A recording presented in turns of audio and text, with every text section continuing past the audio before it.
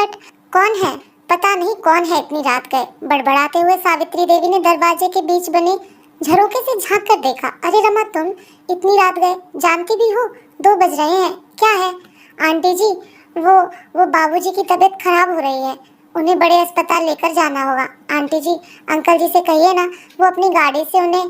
बात बीच में काटते हुए सावित्री देवी बोली, बेटा वो इनकी भी तबीयत खराब है, बड़ी मुश्किल से दवाई देकर सुलाया है, ऊपर से गाड़ी भी ठीक नहीं है, तो तुम चौक पर चली जाओ, वहाँ कोई ऑटो टैक्सी मिल जाएगी। क्या चौक पर?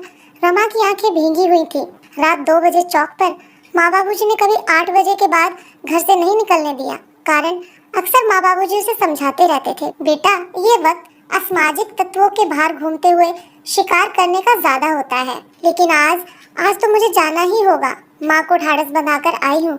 मुझे बेटी नहीं बेटा मानते हैं मेरे माँ बाबूजी, तो मैं कैसे पीछे हट सकती हूँ। लेकिन मन में अक्सर अकेली लड़कियों के साथ होती वारदातों की खबरें रमा के मन की आशंकाओं को और बढ़ा रही थी। लेकिन वो हिम्मत करते हुए अपनी गली से बाहर सड़क की ओर जाने लगी। अरे रुको, कौन हो तुम?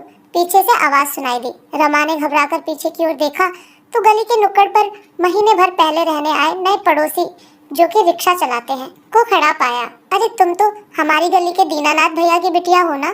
कहाँ जा रही हो इतनी रात गए? काका, वो बाबूजी की तबीयत खराब है, अस्पताल लेकर जाना है, कोई सवारी रिक्शा ढूंढने। क्या? दीनानाथ भैया की तबीयत खराब है? बिटिया तुम घर चलो वापसी, कहकर वह जंजीर से बंधे अपने रिक्शा को खोलने लगे।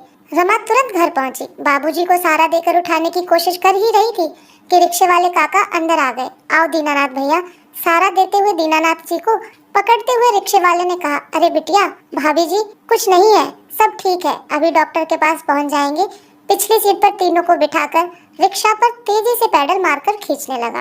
अस्पताल पहुंचकर रमा के साथ साथ डॉक्टरों के आगे पीछे भागते हुए दीनानाथ जी को भर्ती कराया। देखिए थोड़ा बीपी बढ़ा हुआ था, डॉक्टर ने उन्हें दवाओं सहित थोड़ा आराम करने के लिए कहा। बेड के पास बैठी रमा को शाम की वो तस्वीरें आंखों के आगे नजर आ रही थी, जब बगल वाली सावित्री आंटी अंकल जी के साथ खिलखिलाकर गाड़ी से उतरी थी। तब ना तो गाड़ी खराब थी और ना अंकल जी की तबीयत। बस देखिए ये इंजेक्शन मंगवा लीजिए, डॉक्टर ने एक पर्ची रमा की ओर बढ़ाते हुए कहा। यहाँ लाइए डॉक्टर साहब, कहकर रिक्शा वाले ने पर्ची पकड़ ली। तुम मम्मी पापा के साथ रहो, हम अभी लेकर आए बिटिया। और वह बाहर की ओर तेजी से निकल गया। रमा एकटक उसकी ओर देखती रही।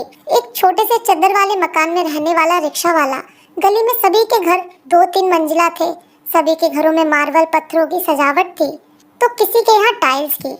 बस वही एक घर अजीब सा लगता था, झोपड़ी नुमा सीमेंट की चद्दरों से ढका हुआ। कुछ ही देर में लो डॉक्टर साहब, अचानक रिक्शे वाले की आवाज ने उसकी तंद्रा भंग की। डॉक्टर ने इंजेक्शन लगाया और आराम करने के लिए कहकर चला गया। सुबह 6 बजे तक डॉक्टर ने 4 बार बीपी चेक किया।